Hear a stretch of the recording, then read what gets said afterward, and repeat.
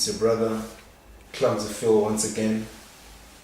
Today is pretty exciting. We're out in Joburg with our producer, and as you can see, a female producer. Like, I think this would have to be our first on our channel to have a female producer live with us. But before I get carried away, guys, today I'm honored to have Trudy Triad, with us on the show. What's up, Trudy? How you doing? I'm good, and you? I'm good.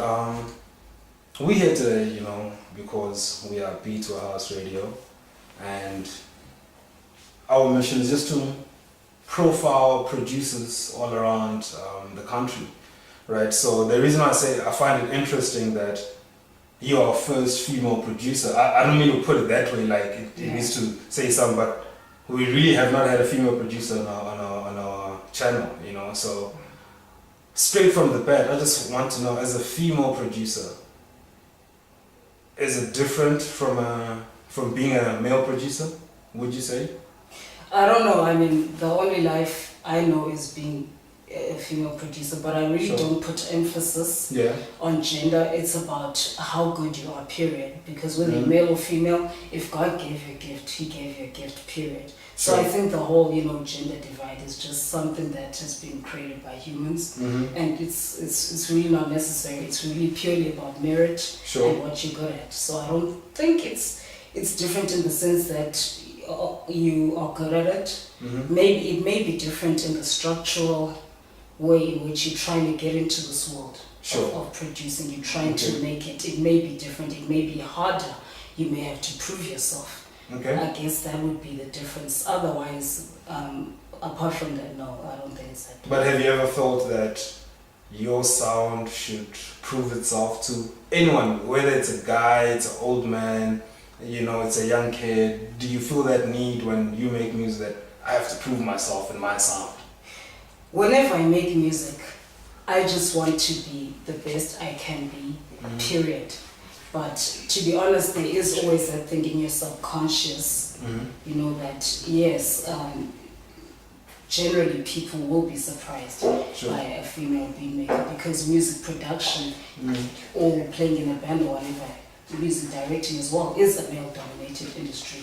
So yes, subconsciously there will be that thing of, okay, I'm gonna surprise people.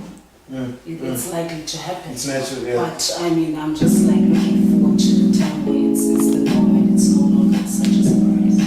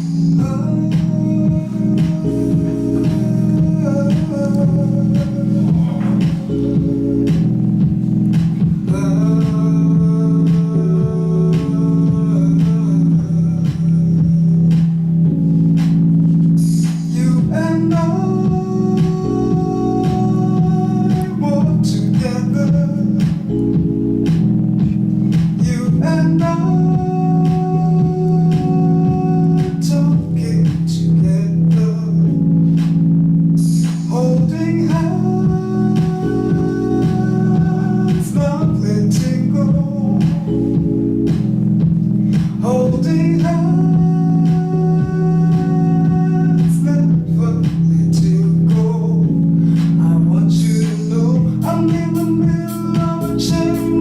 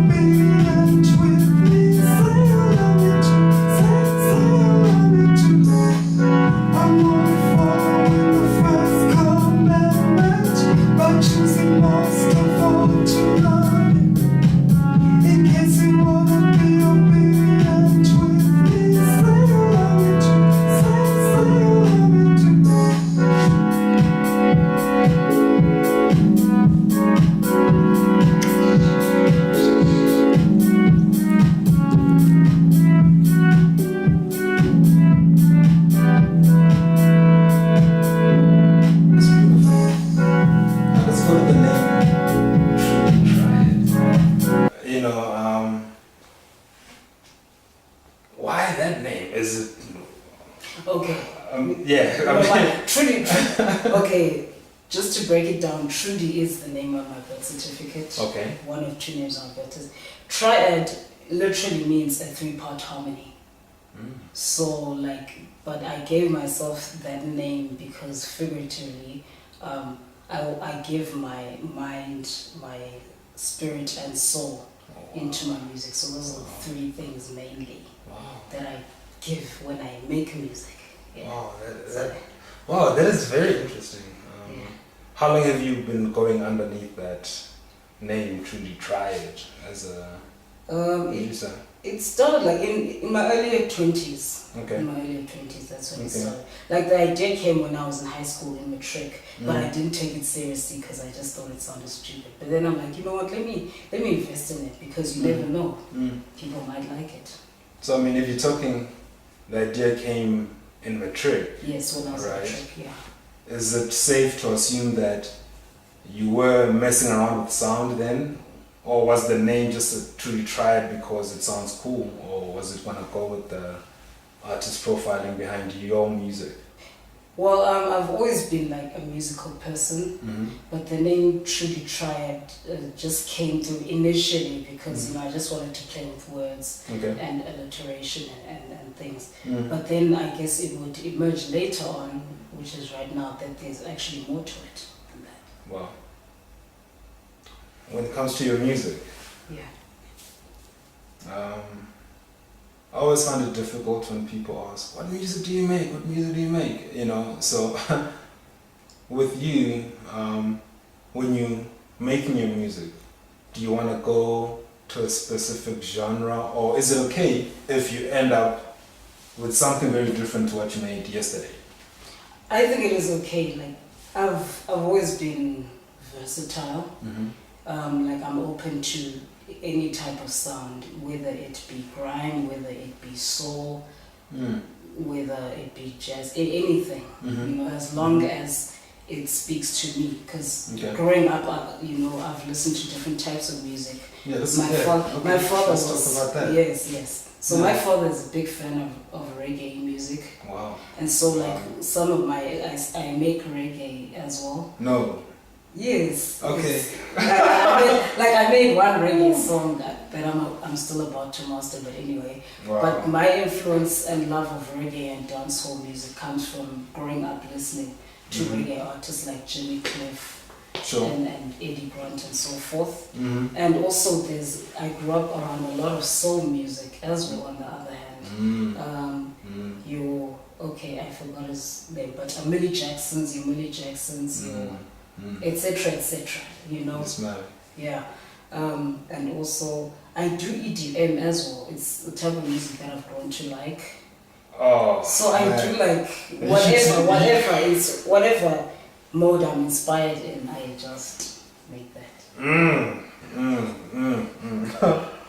See, now I'm more excited to get to hear the sound now, you know, because it's just a sign that if you're not stuck on a genre, this means that you could find inspiration from anywhere. Anyway.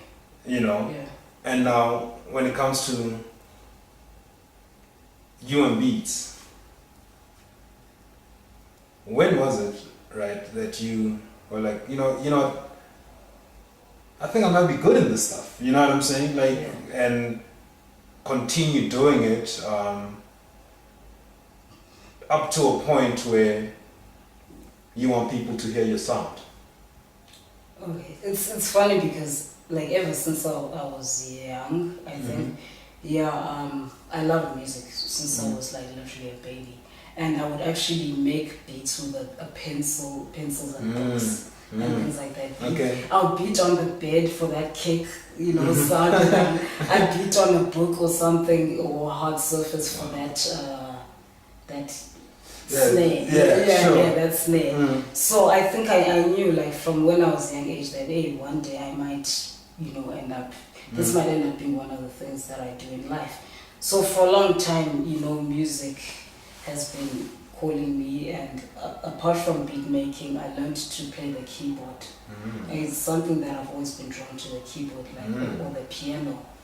So I joined a choir in high school, and I lived in Cape Town for a bit, and that's when I was exposed to musical instruments and just learning how to play the keyboard. So is that when you really got into playing with the keys and stuff? Yes, definitely. And I've always wanted to, write my own music, write my own songs as well.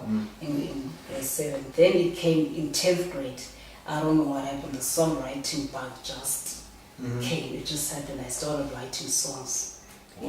From 10th grade onwards, and I've always wanted to make beats as well. It's just that at the time I did not have the resources. Okay. And then here came, fast forward to last year. Okay. Then what happened last year?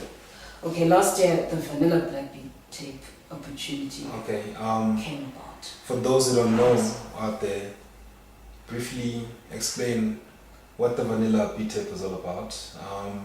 How it got curated, and what type of people were involved in it, in terms of producers. Okay, so how I heard about it is a former colleague of mine, Nolundi, Miss Isis, shout out to you. So she posted on Facebook an opportunity for female aspiring beat makers to join this tape called the Vanilla Black Beat Tape. And I was drawn to this, and I was like, okay, this is an opportunity to actually start doing one of the things I've always wanted to do in my life. And I was like, okay, cool, I'm done. And then they asked me to send some of the stuff I've made. I sent through, because before I even downloaded Fruity Loops, I had Audacity. So I was just organically making beats on Audacity, not using software. How? Okay, what? How? Audacity? I was just beating my hand on the table. So the following track you're about but anyway, and I sampled Simpiwe Dana's Ilolo. Feature, yes.